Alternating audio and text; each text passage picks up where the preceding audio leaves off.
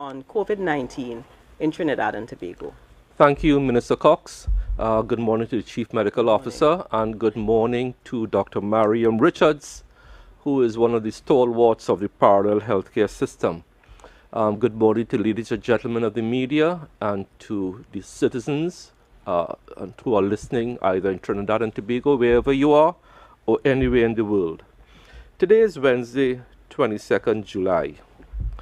And with each passing day, the world seems to hit new milestones in fighting this coronavirus pandemic. And into the 6th month, it is still a pandemic that is growing day by day. The average number of new cases per day continues to be over 200,000 worldwide. Continues to be over 200,000. Just a month ago, it was between 100 and 200, then it went up to 150 to 200, then 200 plus. And it has been over 200 plus now for about two weeks or so. This is a very disturbing development, and that contributes to the global caseload of 15,154,448. So we have breached another milestone, the 15 million milestone. The number of deaths, unfortunately, 621,172. Ladies and gentlemen, members of the media, the biggest threat to our safety as a global community now, with each new phase of this pandemic, is solidarity. Because of lockdown measures implemented across the world in different levels at different timetables between February and March, we understand that people are now yearning to go back to life as they knew it pre the pandemic. Until we have a vaccine that has been properly trialed, that has proven to be safe, effective, we cannot go back to our pre-pandemic days as we know it. What is threatening the world now, in addition to the virus, is the breakdown in political and societal solidarity, which has helped certain countries who have done better than ours. That word solidarity is going to be very important. Because in Trinidad and Tobago, yes, we had some solidarity in the very early days, but we need to have that solidarity now even more. It is this solidarity and that purpose in vision and mission that has helped us escape the worst. Of the 621,172 deaths globally, we have only had 8. Which is a pretty good place to be, except if you are one of those 8 families. And our condolences, again, go out to them. But think about if we did not have that political and societal solidarity. Instead of talking about 8 deaths, we could have been talking about 80. That is something that we ought not to be contemplating. The reason for talking about solidarity this morning is that because we at the ministry have reached a very disturbing place where we now feel that we have to come to you, the public, and explain to you some of the problems we are having. In the past, we would come here and talk about the fight against coronavirus. And we will hardly ever talk about the problems we face in mounting this good response. But at the ministry, we have reached a point now with our returning nationals that if we don't have that solidarity, it becomes a threat to the healthcare system. It becomes a threat to where we are. It will become a threat to the economy because we don't want to go back into a lockdown phase. We have never complained before. We have dealt with all the issues behind the scenes. But I think today at the ministry we have reached a sort of a breaking point. What is the issue?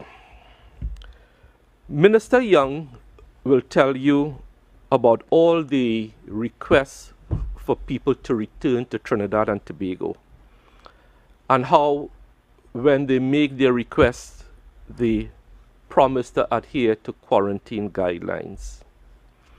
Sadly now, in many cases, what we are being faced with those that we have brought back are demands being placed on us that simply cannot be met.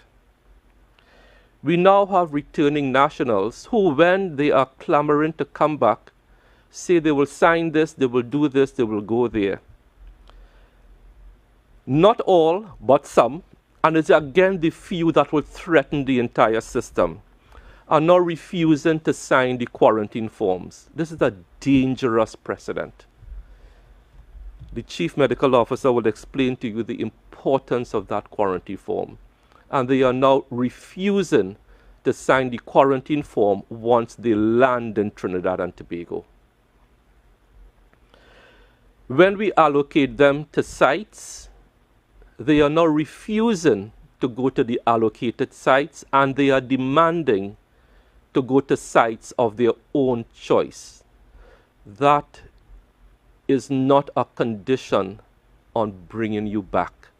We have to go to sites that have been assigned by the Chief Medical Officer, that are fit and proper to be used by quarantine, for quarantine purposes, where we have access to you by healthcare workers that are under the control of our protective services, so we have access to the sites. Many people now are simply refusing to, one, sign the quarantine forms, and they are demanding that they go to a site of their choice. A difficult situation in managing this is being made even more difficult. And we are urging all returning nationals to understand that these demands simply cannot be met. Why? Because it is because of solidarity, which we spoke about earlier, that has led Trinidad and Tobago to be in the place of choice for the world.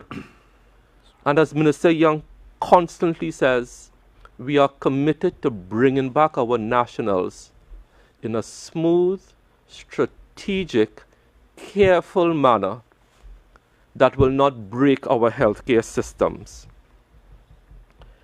We have reached the point at the Ministry of Health, and we will have these talks with the Ministry of National Security, where we may even have to ask people before they board a flight to come home to sign your quarantine forms, but this ought not to be. Solidarity, and let me repeat, it is solidarity that got us here. It is singular purpose of mission and vision that has got us here. In many countries around the world and many blocks of countries, you would have seen recently the EU had to have one of their longest meetings in history to come up with a rescue package for the EU countries. Tough negotiations, but in the end, they got solidarity. You are seen in many other countries where there's political wrangling. And when you do these things, the only thing that wins is the virus. The virus does not care about all of these things that we are wrangling over. So, in the context of where we are in the world, in the context of the role at the Ministry of Health in setting policy, we have put forward a policy position on quarantine, which is second to none anywhere. But it can only work smoothly if those nationals who were literally begging and screaming to come back here, once you land here, please cooperate with us by signing your quarantine forms and by going to the centers which have been used before to high acclaim by many people who have gone into these centers. They have been used to high acclaim, very high acclaim. These centers have been outfitted at taxpayers' expense for your comfort. You have healthcare workers who are charged with the responsibility of looking after you in a world-class manner. All we ask from our returning nationals is to cooperate with us and to make this process as smooth as possible. So that's my plea this morning. So Minister Cox, I want to thank you for this opportunity, and I now hand back to you. Thank you very much, Minister. At this time, the Chief Medical Officer, Dr. Roshan Parasram, will provide us with a clinical update. Okay, Dr. thank Parasram. you, Minister Cox. Morning, Honorable Ministers, Dr. Richards, members of the media, members of the viewing and listening public. The clinical update for Wednesday, 22nd of July is as follows. So the total numbers done thus far, 6,186. The number of unique patient tests are now at 4,655. Total number of repeated tests stand at 1,531. Total number of community tests in the public sector, 2,247. In the private sector, 1,534 as of last week Friday. Total number of positive cases now stand at 140. Number of discharges are 127, and the total number of deaths remain at 8. Now, over the last 2 days, within yesterday and this morning, we would have had 3 additional positives. 2 positives came from, as you would have saw in the press release yesterday evening, one from returning nationals from Canada and the other one from Saudi Arabia. So there were 2 imported cases. However, there's one case that we picked up at one of our health centers, which we got yesterday afternoon.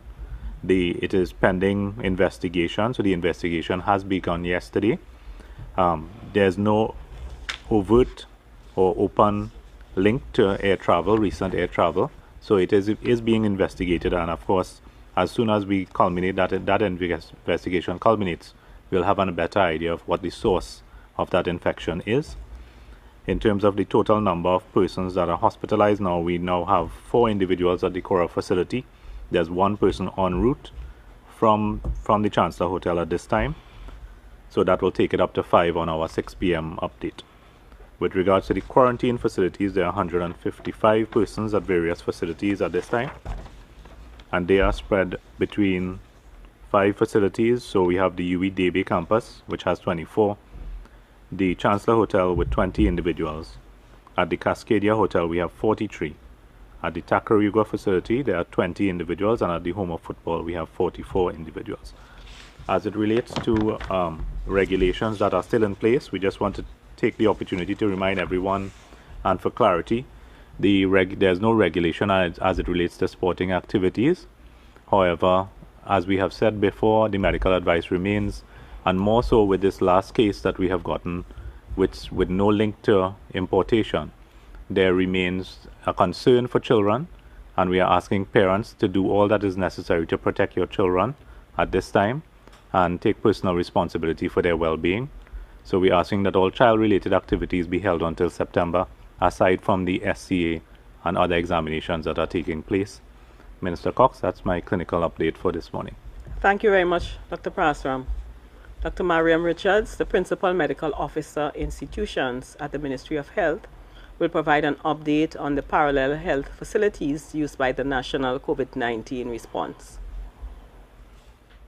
Good morning. Thank you very much, Minister Cox. Good morning to the Honorable Minister of Communications, Minister Cox, Minister Diyal Singh, CMO Dr. Parasram, members of the media and members of the viewing population of Trinidad and Tobago.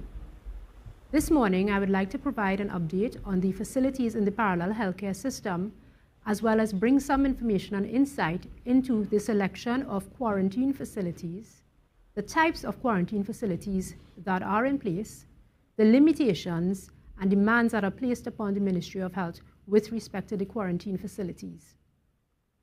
As you are aware, the Ministry of Health launched the parallel healthcare system on March 12, 2020, when we operationalized an isolation ward at the Cora Hospital to accommodate the first positive case of COVID. Since then, this parallel healthcare system has evolved into one which involves approximately 922 beds across 4 levels of care. The division of these beds is based on WHO international standards regarding the mortality and the morbidity of COVID-19. Today, I would like to speak about the benefits of the parallel healthcare system and also feature a discussion on the quarantine sites and quarantine facilities, given the influx of returning nationals that have been granted exemptions by the Ministry of National Security. The major benefit of the parallel healthcare system is that it allows the traditional healthcare system, that is the system that we would have been accustomed to prior to the COVID-19 pandemic, to operate as normal. I am sure that each of us has relatives and friends or even personal experiences of seeking medical care for chronic diseases such as diabetes, hypertension, or emergency services. For example, if someone has a laceration or a cut or viral illnesses, and that they have been able to go to the Eric Williams Medical Sciences Complex or the Port of Spain General Hospital to seek care.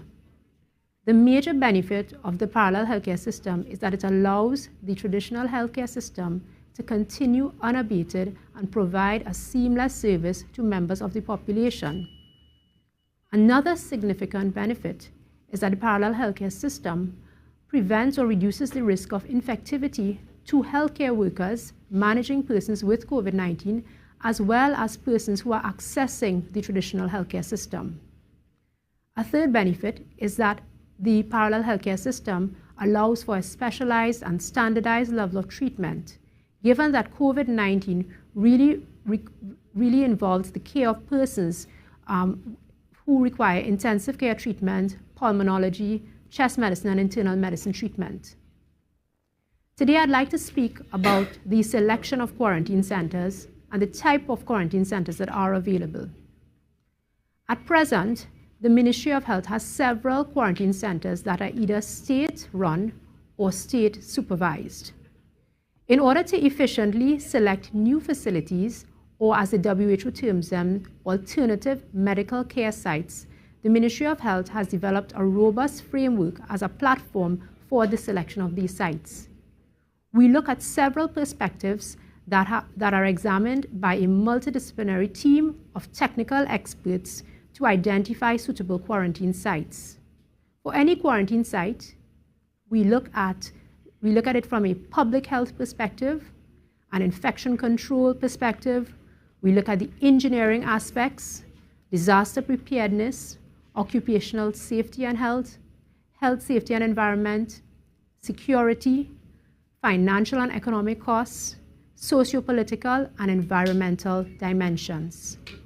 And for each of these perspectives, we have technical experts with significant experience in the field to assist in making a determination of a suitable site.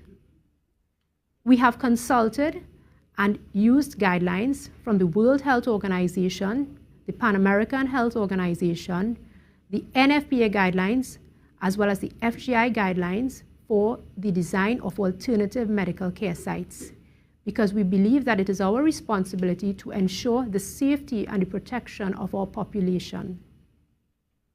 There are 2 types of quarantine sites currently in use by the Ministry of Health.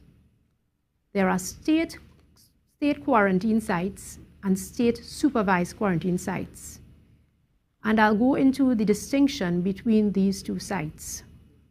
State quarantine sites are as follows: the Home of Football in Couva, the UWI Debe St. Augustine campus in Debe, the Brooklyn Center in Sandy Grande, the Tacarigua Center at the National Racket Center in Tacarigua, and the Balandra Center in Balandra.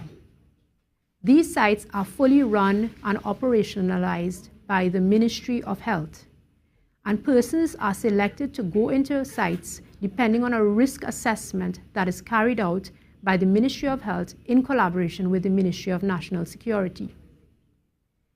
State-supervised quarantine sites consist of hotels that were selected through a robust procurement exercise supervised by the Ministry of Health, and that currently we are looking at hotels such as the Cascadia Hotel, the Chancellor Hotel, and as of yesterday, the Regent Star Hotel. These hotels provide accommodation for returning nationals with costs to be borne by themselves or their company or organization.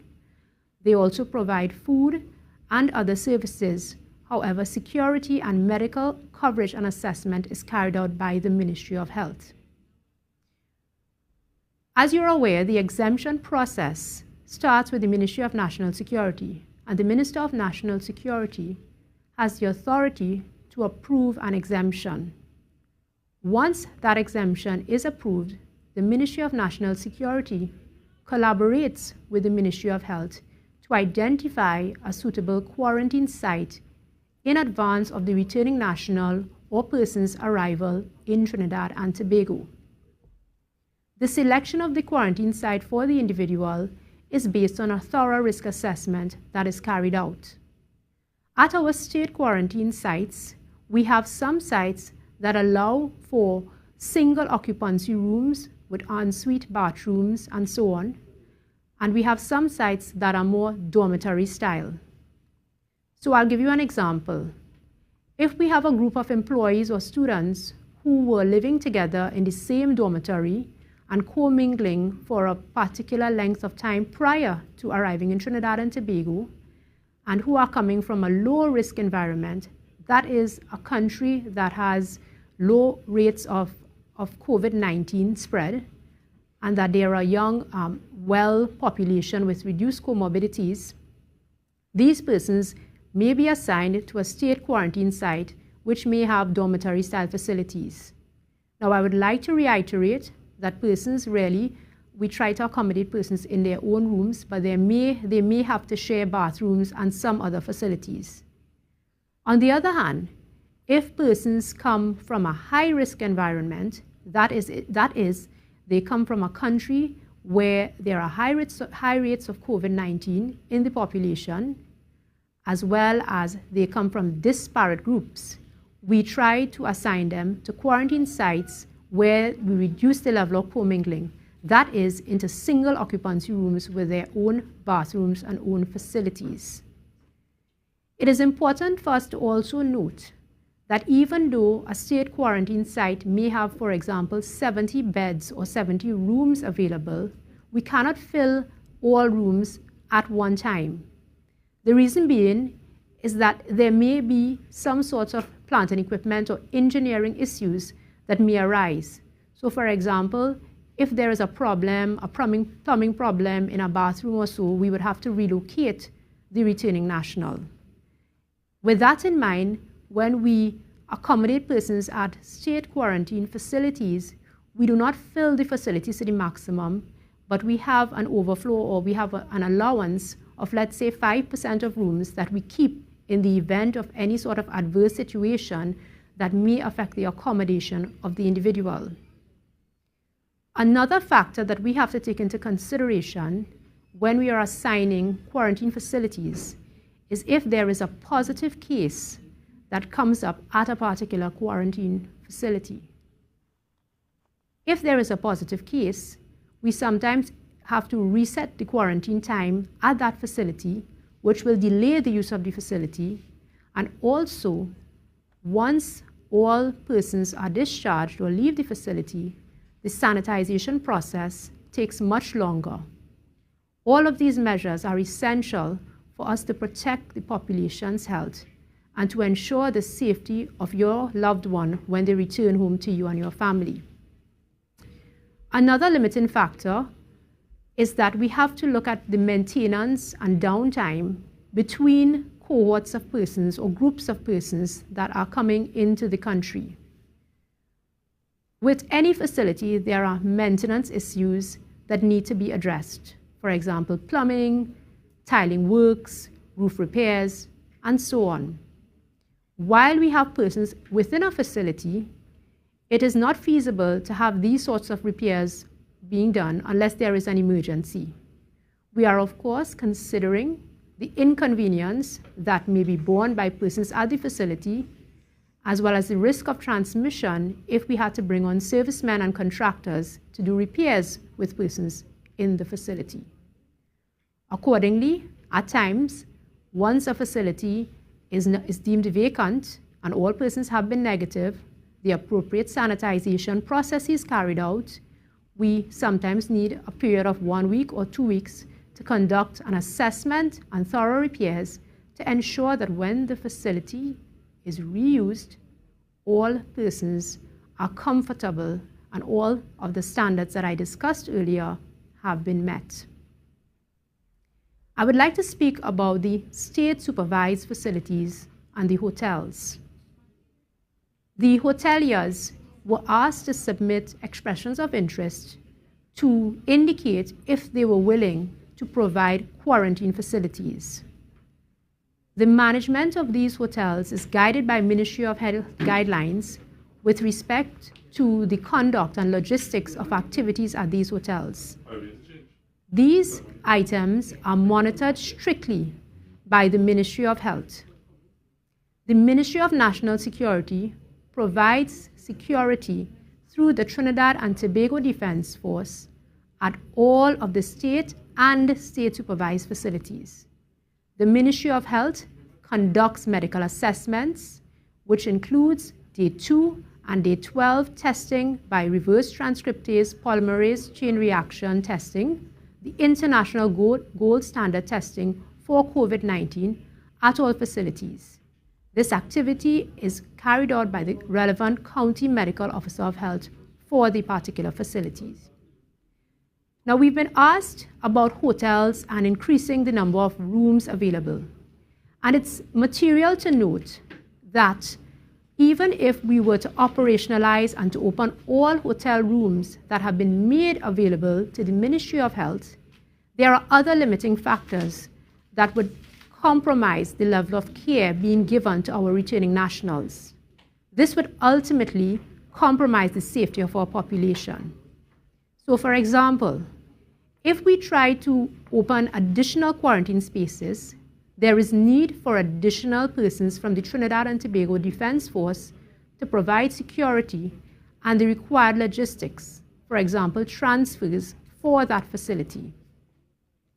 Furthermore, we are using the same pool of physicians that have been employed with the Ministry of Health to carry out testing, monitoring and evaluation, daily surveillance of returning nationals at the hotels, transfers, follow-ups, admissions, and discharges. If we try to expand exponentially, we will have challenges in maintaining the quality of medical care and public health measures, as well as security challenges in ensuring that these facilities are well run. We appreciate and understand that returning nationals and their families are very anxious to return to their homes, but the Ministry of Health and the Government of Trinidad and Tobago looks at the safety of the population, and our quarantine process is very robust to reduce the commingling of persons who may be high risk. Even prior to entering the quarantine facilities, the logistics involved in transferring returning nationals as they arrive in the Piarco International Airport are very robust and require a large degree of attention to detail to reduce the commingling of persons of unknown risk. As you are aware, we have had several imported cases of COVID-19, and it is through our robust quarantine system and the adherence of employees at the state-supervised quarantine facilities, as well as the healthcare workers at our state quarantine facilities, and the adherence of persons who are in these facilities as returning nationals, that we have been able to contain the spread of COVID-19 and to protect our population. In closing, I would like to thank members of the population and all returning nationals for their continued collaboration, patience, and assistance as we attempt to continue to secure the health of the population at large. Thank you very much, Minister Cox. Thank you very much for such a comprehensive information shared with us today. Actually, before I go to the members of the media, there is something that I want to ask the CMO, because I have been bombarded with a number of persons have been asking about Pennywise, and I'd like the CMO to tell us, what is happening. Okay. All right. So it is related to the case that we would have had, not the 140, case 139. So basically, as we have discussed, the way this epidemic has progressed from the start, there are what we call simple cases and there are complex cases in terms of public health tracking and epidemiology. So there's a simple case that someone will have a viral illness, will have COVID-19, and stay at home, live by themselves, and basically don't move when they have signs and symptoms, which is a simple sort of public health tracking event. And it limits the amount of spread that occurs. So in this particular instance, what has happened is that the person would have been ill for more than a week, having signs and symptoms, and would not have restricted themselves to movement within their homes, would have functioned as normal. So moved about the community, gone to different places. In the household itself, there would have been upwards of 8 persons visiting or residing in that particular household. So those persons who visit or live in that household become primary contacts of the case. So from that, anyone that was in contact with the primary contacts now becomes secondary contacts. And as we have showed time and time again, the triad of infection goes in a triangle, starting with the case and then going to primary contacts, secondary contacts, tertiary contacts. Now, the person has been ill for about a week and has moved about, as I said. One of the primary contacts would have interacted in some way with Pennywise. We noted two closures of 2 outlets on the Charlotte Street, as well as the Long Circular Mall branch, which we closed this morning, asked them to close. The closure is for sanitization. We will do line listing of the staff, as well as we will do testing as necessary of primary, secondary, tertiary cases. There would be closure later today of the FCB El Socorro branch as well. And as it goes in terms of the investigation, there will be further closures that may have to take place for sanitization, for line listing, and for continued tracking. Remembering that this is the first case we have had of this nature for over 80 days, and we want to ensure that this case, there's no further spread and that we are able to identify exactly where this case comes from, which will take a few days of investigation as well as testing before we can make a definitive statement as to whether we think it has come because of contact with someone that may have traveled or possibly contact with a healthcare worker. But we need to do the investigation and complete it before we can say with definitively what is the source of this particular case, whether it is the primary or is it linked to another case that we may find along the way. Mr. Cox? Thank you. Thank you very much, Dr. Parasram. Members of the media, the floor is now open. Remember to identify yourself and the media house you represent before posing your question. We want to give as many of you an opportunity to post questions to us, but that means in our limited time, we will have to give each media house a chance to get a maximum of 2 questions in. Once we have completed the pool and time allows, I will come back to you. So let us keep this in mind as we begin taking your questions. Guardian Media Limited, Rashad. Hi, good morning, everyone. Rashad Khan, Guardian Media. Good morning. My question is for the Chief Medical Officer and, well, I guess the Minister of Health, if he could weigh in as well. Now, with this case 139, I know you said investigations are still underway and you all are trying to see where the source came from. But now that we've had mingling going on, and like you said, the person has been moving around, how real are the concerns now that we could be seeing community transmission taking place? And if that is the case, any advice or further advice for the public? Should the public be worried? CMO? So yes, it is a concerning development, generally speaking. As I said, we have been over 80 days without any sort of case of this nature. The last one we would have had similar to this was 116, where we had a person mingling in that regard. So, as we have said from day one, the public health measures are still relevant and extremely important. Wearing your mask and all the other public health measures become and remain extremely relevant as the main measure that the population can do in preventing the spread. But we will continue to track and have persons in self-quarantine, home quarantine, until we can test everyone to try to ring-fence this particular incident so that it doesn't spread and go beyond this case or any additional cases in the population. And Rashad, if I may add, we have been pleading with the public from day one. If you are ill, stay home. No, it's the public health measures are so simple. Wear a mask, keep a distance from people, stay home if you are ill, wash your hands, sanitizer, cough into the crook of your elbow, avoid touching your face, and clean and sanitize surfaces. These are all very simple, inexpensive measures. And I'm not blaming anybody, but if that one person had heeded the advice to stay home when they were ill, then Pennywise wouldn't have to shut down today. FCB wouldn't have to shut down. It is such a simple measure. If you are ill, stay home, seek medical attention. If you have a fever, you're coughing, both the CMO and I, if you go back to earlier press conferences, we kept saying, pretend that you have the virus and pretend that everybody around you has the virus. And if you do that, these simple masks over your mouth and nose is an excellent barrier. But if we ignore these simple, inexpensive public health measures, look at what has happened today. 3 institutions have to shut down. We now have to do contact tracing. I'm not complaining because that's what we do. But think about how all this could have been avoided if that individual had just stayed home when they were ill and sought medical advice. So I am hoping that with this case, everything we have been talking about as public health measures will be heeded by the public. And I want to thank you, Rashad, for raising the issue. Just to clarify, we just got word from FCB before you ask your second question that the person did not actually enter the branch, so there may be no reason to close.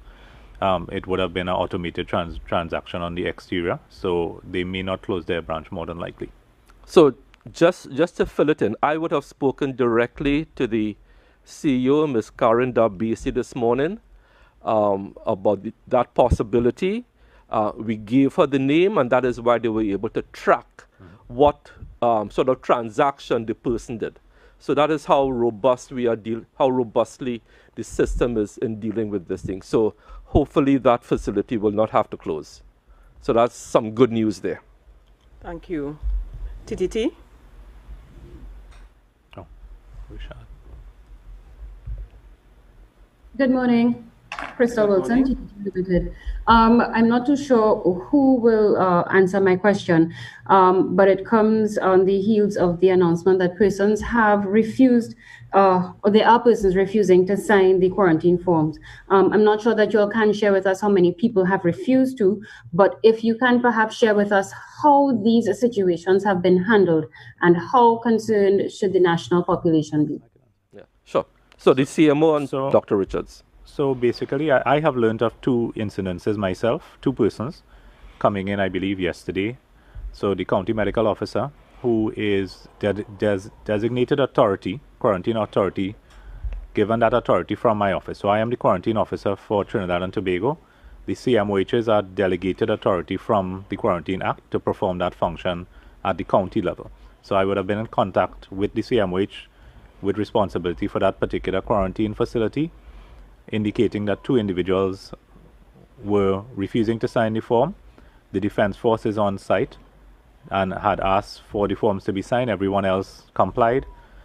In instances like that, we can write a quarantine order directly to the CMOH office, naming the individuals and stating that they are under quarantine, which can be signed under my hand to ensure that there's compliance. So rather than the person signing, I can send an order saying that these 2 individuals are to be quarantined because of the risk that they pose. And as you know, the COVID-19 has been added to the quarantine schedule by the President of the Republic in the last day of January, I believe, 2020. I could tell you for myself, Crystal, since we started bringing in individuals, I have had over 50 requests come directly to me by people who are known to me acting as, I'm going to use the word agents, on behalf of people who are quarantining because they know me. And I have resisted every single of those 50 to intervene in a process. Because as Minister of Health, the day I start to intervene in that process, I become a danger to society.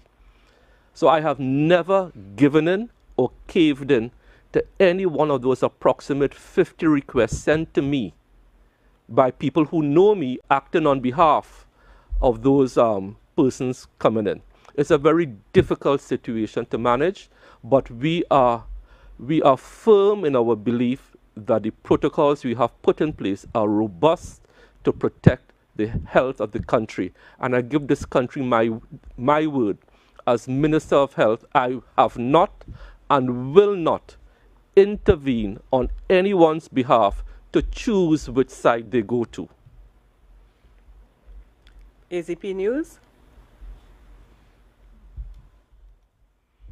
Hi, good morning. Priya Bihari, AZPnews.com. Morning, I just Priya. want to find out the case 139. Can you say where this person was tested and how old this person was? And seeing that the person went to the ATM machine, does that maybe give more risk to the public? And how would we deal with that? Thank you. Well, as you know, Priya, based on patient confidentiality, we can't give out that sort of information in terms of ages, etc. To the population. In terms of the risk, as you asked about the ATM machine, the company has said that the machine would be sanitized. However, if you have visited a branch of any bank recently, the protocols are in place for a reason. And the protocols really are, of course, wear your mask when you go in, wash your hands. Most of them have hand washing facilities outside. Either wash or hand sanitize your hands. So we are hoping that the person would have adhered to those guidelines, wash their hands, wore a mask before going into the ATM, which would give you that assurance that the actual machine itself is free of viral particles, and then it would have been sanitized after. And if someone goes in after, washes their hands, use their mask, and continue that sanitization process, the virus wouldn't be able to be transmitted to another individual. But the guidelines are there for a reason, and the sanitization of the machines should be done extremely frequently, maybe every hour or so, to ensure that persons are protected. On another note, for anyone who thinks they have a viral illness, a fever, we reiterate, we have hotlines set up for you. Let me call out the hotline numbers again, and they are well known. In Trinidad, we have 800-WELL, 800-9355. We have 877-WELL or 877-9355. And in Tobago, we have 800-HEAL or 800-4325.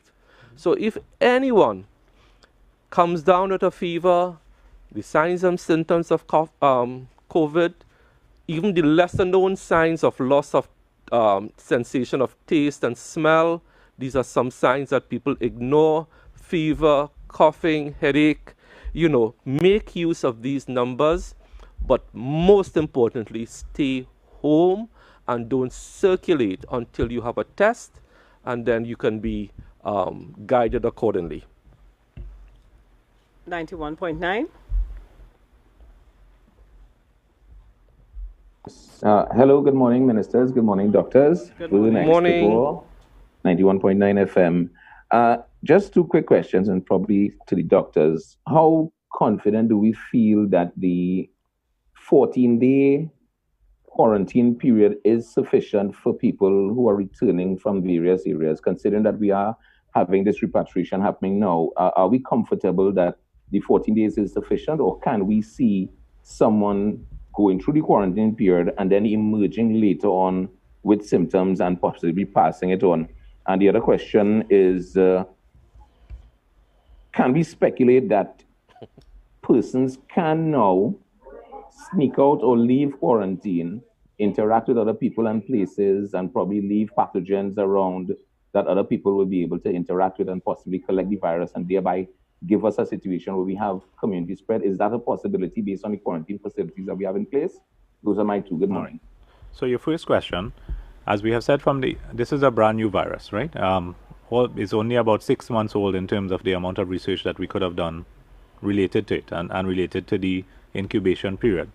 From all accounts, the most people will present signs and symptoms between that 14-day period. And we have seen that happen in Trinidad as well.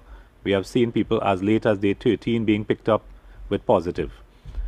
There are outliers in every scenario, and we have seen that occur where there's research evidence that suggests that people can present as late as 42 days plus in terms of incubation. The WHO still recommends the use of the 14-day incubation period, and Trinidad still uses the 14-day incubation period, bearing in mind that most of your cases, 95% I assume, will fall within that 14-day period. As an added addition, once you're discharged from a quarantine facility, we do follow you up from the CMOH office for an additional 7 days to take us to 21 days to ensure that there's no signs and symptoms developing beyond. So we have in-house state quarantine for 14 days with 2 rounds of testing, and then we have another 7 days, which is supervised follow-up at home, so it gives us a total of 21 days. So we do cater for a little outlier in that event. With regards to your second question, you just want to run it through quickly for me? About security, them leaving the Right. So in terms of the security, as Dr. Richards has indicated, our state supervised as well as state facilities are secured by the Defense Force of Trinidad and Tobago. So they are very secure sites. We look at the security structurally as well before deciding on a suitable site. So we look at the fencing that exists so that it will make it easier for the Defense Force, and they are part and parcel of the site visits to ensure that they can secure a site in the way that they wish to do so. But they are all secured by the Defense Force. Okay, thank you. I believe TV6 is next. Hello, Vanessa Cutting, TV6 News. Good morning, Renessa. Good morning. Morning. Now that we have this development, can the ministry state whether a rollback of the phased reopening is being actively considered at this time? And hello? Yeah. Yes. Go ahead. And also, given that this case number 139 would have visited a number of commercial establishments, what is the advice to members of the public who may have also visited these very popular places? Okay, so I will take the first question and part of the second question. The short answer is no, not at this time. We are not considering rolling back. Let us see what presents itself. We said at the very start of the first phase of the reopening, it's a matter of risk. How much risk are you willing to take?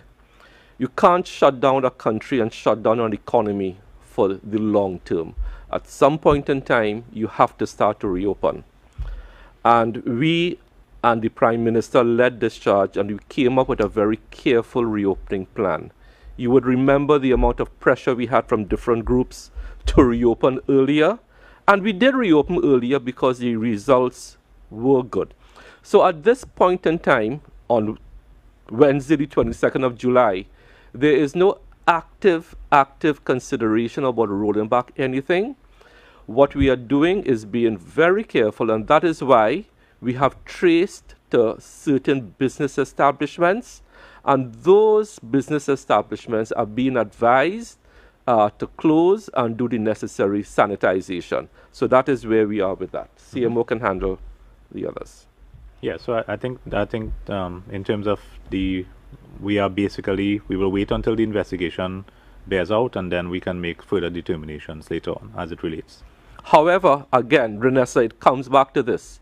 And I can't overemphasize it, the simple public health measures. Every member of the public should assume when they go into a store that everybody there has COVID.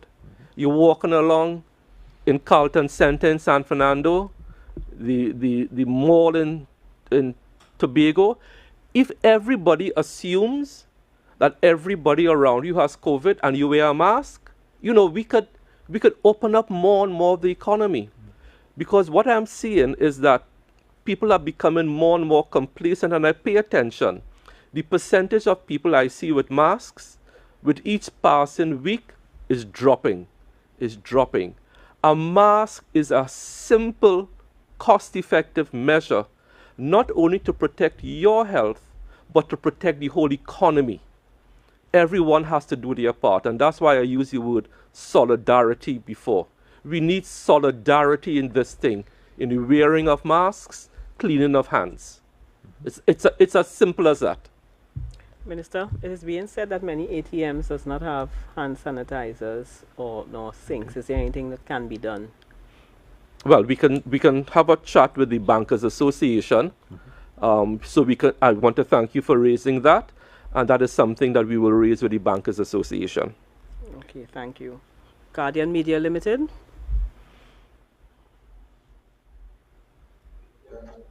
Good morning, all. Kevin from Guardian Media. Morning, Kevin. Good morning. Okay. So CMO, you speculated that case 139 could have, they could have had contact with someone who recently traveled. Is there concern that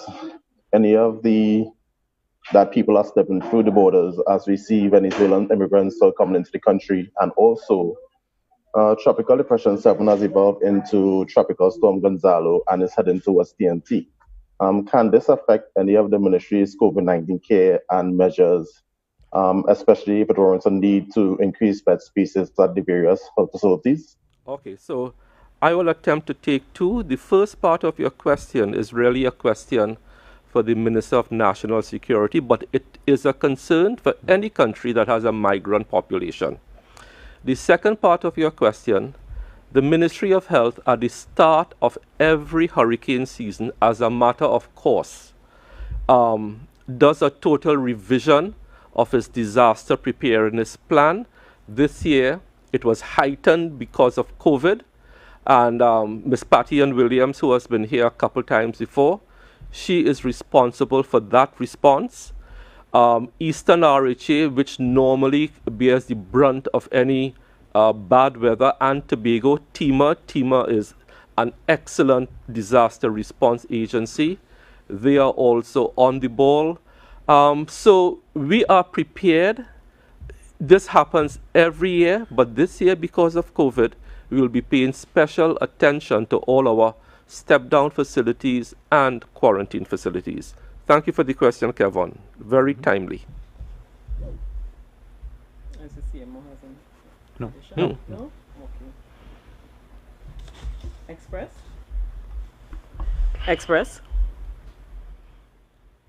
Hello. Hello. Good morning. Kim. Oh, good morning, ministers, doctor.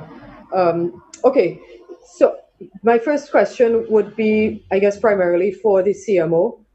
CMO, we've had only 8 deaths, and I would like to ask this in a sensitive way. But really what we want to ask is, how come we have not had more deaths? It is being considered a deadly, if not always fatal disease. Can we get an idea of... Kim, hold on. You can't say that. This is not an always fatal disease. We have to be careful, Kim. No. I think the audio is bad, Minister. I said not an always fatal. Oh, sorry. Phew. Okay, Kim. No. We are running out of time. So give us your two questions quickly. Yeah. So I think what we want to ask is, how come the morbidity has not been higher? And can we get an idea of the age group of the people who have been tested positive so far? Because we have been under the impression that many of them, or a lot of them, would also have had NCDs, other chronic illnesses. Also, Minister and the CMO, are you all satisfied so far with the SCA measures? Sorry, with how SCA placement is going, how the students are being physically distanced, are the children understanding what they have to do, also the teaching staff, everyone involved? So in terms of the deaths, I mean, we continue to monitor the cases that we have, and we give them the highest level of care that we can give to them. We have been learning, our clinicians have been learning from the experiences of other countries in terms of the clinical management of the cases. And luckily, we have had so far only 8 deaths, which occurred early on in the epidemic. I don't want to say exactly why. The demography in terms of what we had, we would have had older persons to the most part being part of our small group. We have a very small group of persons that would have been positive compared to other countries, 140 is a small number to draw any major conclusions from the death rate as it relates. But worldwide, the death rate has been different from one country to the next, somewhere between 2 and 5% in some instances. So I don't think, because of our sample size being so small, I don't want to draw any particular conclusions about the mortality rate based on that small sample size. It may not be statistically significant enough to draw any major conclusions. We'll look at the deaths in the other parts of the world, and we're looking at their percentages as well. But we are doing all that we can. We are learning clinically. We're putting the necessary equipment and staffing in place to ensure the smallest chance of death. And I believe having a policy that even if you are mild or asymptomatic in place, that we go to a hospital. In some countries, what happens if you get a positive case and they're mild or asymptomatic at the start, they are not put in a hospital. They're left at home until their symptoms get worse. What we do is we put you, as soon as we get a positive, whether you have no symptoms, you are mild, straight into a secondary or tertiary care facility. And this is to monitor, because what we have noted is that for this particular disease, there are people that are well now, and in 4 hours they need ventilation. So we don't want to take that chance, and we get people into our facilities as quickly as we can, monitor them for the full stay. So if someone decompensates, they're already in a place that they can have HDU care, they can have ICU care, and we can give them the best clinical outcome that they can get. And Kim, let me just add, for statistical purposes, what I have been advised by the actuaries and so on, it is difficult to make conclusions from a small death cohort of 8. We normally consider 25 deaths, unfortunately, to be at least the minimum where you could start to make any kind of inferences or conclusions. So we're not even close to that. So that is why the CMO says, it's difficult to make conclusions from just a small amount of 8, which is a good thing for us. And in terms of your second question related to SEA, we continue to work with the Ministry of Education. As you know, we have submitted our guideline formally to them last week. They would incorporate that into their program. They have asked for our assistance by way of sending public health inspectors to do inspections to ensure that things are in place and to give technical advice, which we will continue to do throughout the process. And of course, as matters arise, we will be working very closely with them to ensure that the guidelines are there too. Newsday. Hi, good morning, everyone. Morning. Morning, Olive Gonzalez from Newsday. I just have 2 questions for the CMO. My first question, the Commissioner of Police said at a press conference on Monday that he attempted to sit and discuss with you guidelines surrounding youth sports and the restart of that also. I would like to know, were you able to meet with the Commissioner since then? And if yes, what was the consensus of that meeting? And in my second question, it's concerning the information the 3 nationals who returned from Grenada that tested positive last Friday, July 17th, and then recently tested negative. I would like to know which testing site was used, and is there a possibility there may have been an error in the first test? That's my 2 questions. Thank you. So with regards to the Commissioner, I have received emails over the weekend, and I had spoken to Ms. Lisa Ghani, who is, I believe, their PR representative for the Trinidad and Tobago Police Service, as it relates to my stance on that particular incident. However, the Commissioner had suggested via Ms. Ghani a list of persons to meet, and I had asked Dr. Richards, who is here today, to arrange a meeting with all those persons from TTPS. I believe she's set it for tomorrow. So that will happen hopefully tomorrow, and then we can have a discussion as to the way forward with that particular incident. But let me just reiterate what the CMO said earlier and what we said in earlier press conferences. We said team sports can go on. You could play your cricket, you could play your football, you could play your volleyball, but just no crowds, no big audiences. So it's not that adult sports can't be played. They can be played, but no big crowds, right? But you will have a crowd on the side, your trainers, your masseurs, your ball boys, and so on. Keep it to 25. Make sure they have on masks. Okay? And in terms of the question from Grenada, so I was in contact with the CMO from Grenada as well throughout, and I know Minister was in contact with Minister Steele from Grenada. So basically what we had is we had repatriation of our persons coming in. We had 3 separate nationals from 3 separate areas of Grenada testing positive at the same time. Using, you asked which center we use the Caribbean Public Health Agency for PCR testing, which is the gold standard. That is actually the site that Grenada also sends their tests to be done. So that is the regional center for testing. As I said, in terms of, there was always the question in the air about false positives. With PCR testing, it is very difficult to get a false positive. Once you have a sample of viral material in that sample, it will be amplified. So it is, as I would say, easier to get a false negative. And especially so that we had three different individuals testing positive at the same time. And this is the site we have been using, not only Trinidad, but the rest of the region from the beginning. It's a well-validated site. We would have had Dr. Indar from CAFA on air saying that their sensitivity is extremely high, over 99%. And they actually pick up the viral load and are able to tell us whether it is high, medium, or low. What I am being told in these particular cases that the viral level was extremely low. So they picked up a very low viral load, which indicates a very old disease.